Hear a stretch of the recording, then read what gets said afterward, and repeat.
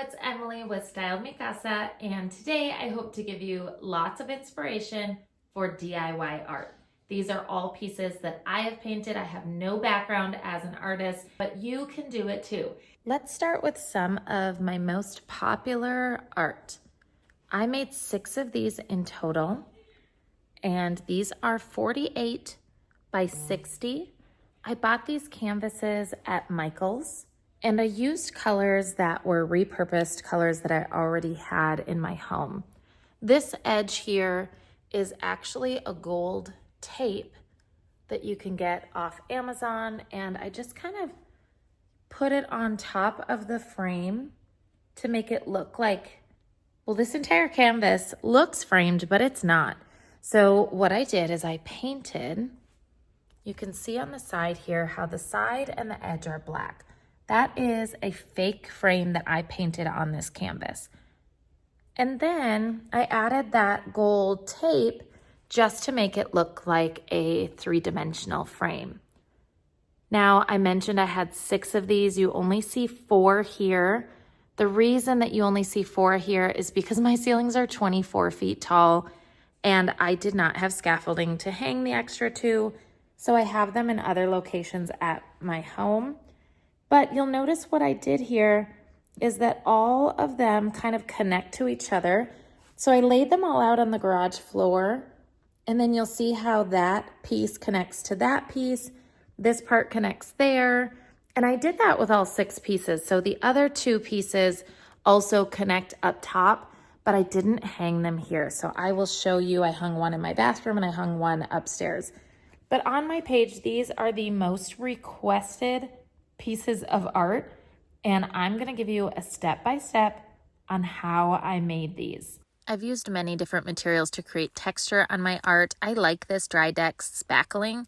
It works really well for creating a thick texture. I use these spatulas to apply it. You're watching the process of the first piece of art. So first I did 2 pieces. I later finished the remaining 4 pieces. I did learn that it's much faster to put the spackle in the center, kind of dump out a large chunk from the bucket versus having to go back to the bucket every single time I want to apply a new portion of spackle. One thing I like about this one is that it starts out pink and then as it dries, it turns white. It did take quite a while to create this texture, but I loved putting it on in big, thick chunks. I let it kind of curl and roll and create a lot of movement to the piece. And it was very random the way that I applied this, but there's really no right or wrong here. Just get the entire piece fully textured. Once my texture had dried, I put my base color on. In this case, I was using a paint I already had on hand called Revere Pewter. I love the color Revere Pewter. I just used wall paint. It doesn't matter what kind of paint you use here. I used a smaller foam roller, but again, really any roller you have will work. I should not have worried so much about getting full coverage. I did spend more time than I needed to trying to really get those little white spots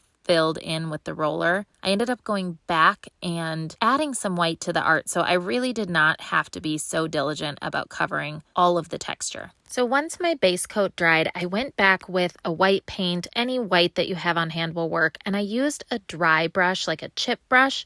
I went back and forth. It didn't matter the pattern that I used here. I wasn't going for full coverage. I just wanted more layers and more texture. I didn't want it to just look like a solid color in the background. I ended up being really happy with this step, and it is a must do. Something I did not video at the beginning, but you probably noticed that the edges of my art are taped. I just used a painter tape using the edge of the art as my line to make sure that it stayed straight, and I used a 1-inch roll of blue painter's tape. You'll see later when I paint this, it actually becomes a faux frame for this art. So this is a really important step. That's what this blue painter's tape is that you see all around the edge. I taped that off before I began the texture, before I put the base color on, and before I added the white. I left it taped the entire time until I finished all of the painting, and then I'll show you once I removed it how I painted on this faux frame that you can see that's black as well as gold. Now let's paint our pattern. First, I pulled out this color called Tricorn Black. Again, it's just a wall paint I had on hand. You can choose your own pattern. I've had a lot of people ask me if these are Chinese letters. They are not. I wasn't copying anything here. I was just freehanding. You will notice that I laid all of the art out on the ground on my garage floor, and I kind of connected the lines so that once I hung them, it would look like a set of 6 pieces that belong together. Not shown in the video is removing the original blue tape, and then I taped at the edge of where the art started. This is allowing me to paint my black frame without getting any of the black